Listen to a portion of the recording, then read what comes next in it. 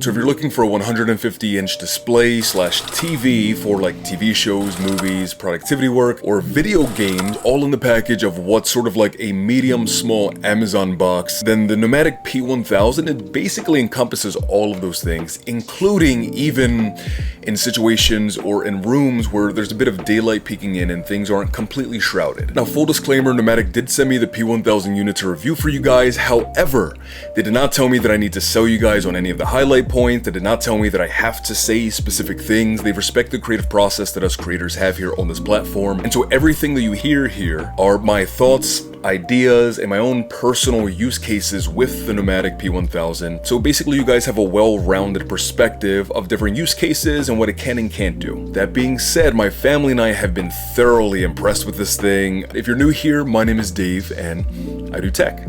And so I think the big main three numerical components you guys need to know about are, first, that it's a 4K projector that is super crisp. It has a 3,000,000:1 contrast ratio. We'll talk about that in a second. And has a brightness of 2300 lumens. For those of you who are used to projectors, you're gonna understand how good all of that is. For those of you who aren't really privy to the projector world, what that means is that you can use this in a range of different environmental situations. So like when I think of a projector, I think of using it specifically in like a very dark room or more in the evening hours when there's no light coming into the room at all, because that's when you're going to get the crispest image. Now, by the nature of projectors, that is how you're getting the crispest image here on the P1000. However, it is a really capable unit if you do have some light bleed coming in from like your windows, if your curtains aren't really the thickest curtains and some light bleeds in, kind of like ours in our living room. Even though they're there, you still get some light pollution. But even in those situations, the P1000 has enough power to still render a really detailed, crisp image up on the projector wall that we have. All right, so say for example, you guys really don't have a lot of wall options in your home. You really just sort of have this one centralized entertainment center. I have a solution for you. So this here is a Vivid Storm motorized projector screen. As you can see, it's rolling up straight from this black base down here at the bottom. It's really flexible. It's really intended to be settled on your floor, but if you sort of want a higher up screen viewing experience, kind of like we have set up here, this is a solution for you. You can see the bezels, so to speak, at the top are thin, where if you move it up, so you have it at maximum height, you sort of get a little bit of an awkward black bar up at the top, so you can actually just bring that down.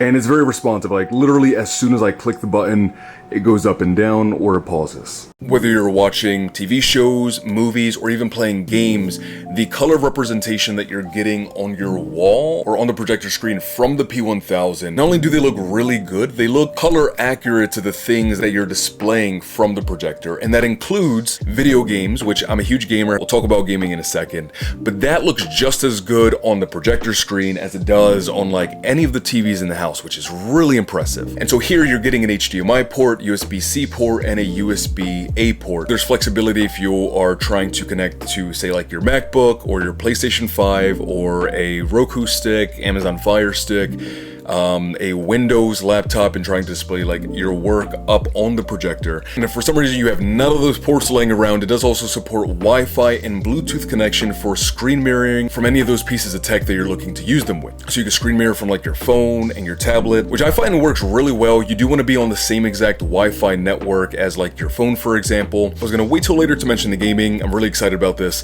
I was able to play Final Fantasy 16 at like 150 inches on my room wall, on the projector screen that we have, on my ceiling, in a low latency mode that you can activate on the P1000. And if you've played Final Fantasy 16, you know that that is a high octane, intense, fast-paced moving action game, and you can play every bit of that exceptionally well here on the P1000. And whether you're playing games or watching movies, the sound system on this is amazing. Alright, so I'm gonna let you guys hear for yourself just how loud this gets. Good protection for Jalen Hurts, who takes a shot, and he's got A.J. Brown inside the 10. From just inside the 4. Hurts to the end zone for the touchdown. Blast that thing to 20, which is the maximum volume. You're going to feel like you're in the stadium as the plays are happening. The sound is legitimately that good. My family was super surprised at how good the sound sounds. It's really good, super surprising, but also for the price point, you'd want it to be good, and it is. Now, I will say that the projector does a really good job of retaining really good detail and contrast, even in lit situations like the curtains are open here. However, you are going to get the best sort of contrast ratio when you are in the TV mode as opposed to the gaming mode. As you can see here, things sort of fade out just a little bit. You can crank up the contrast in the settings manually, but if you're looking for closer to television look on the projector when you're watching your media, when there is sunlight and there is light pollution in your home, this is the way to go for sure.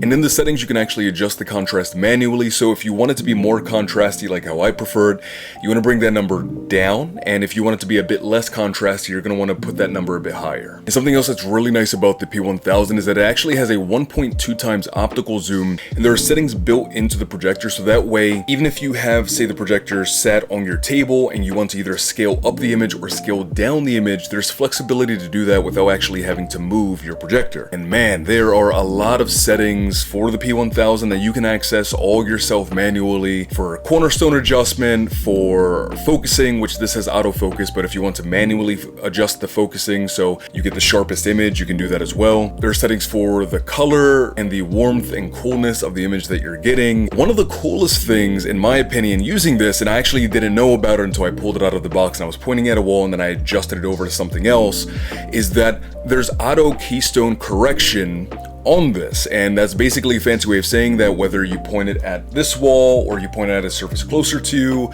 or if you point it at a surface that's a little bit more of an angle, the P1000 will automatically adjust the projection to match whatever surface and whatever viewing angle that you have it in.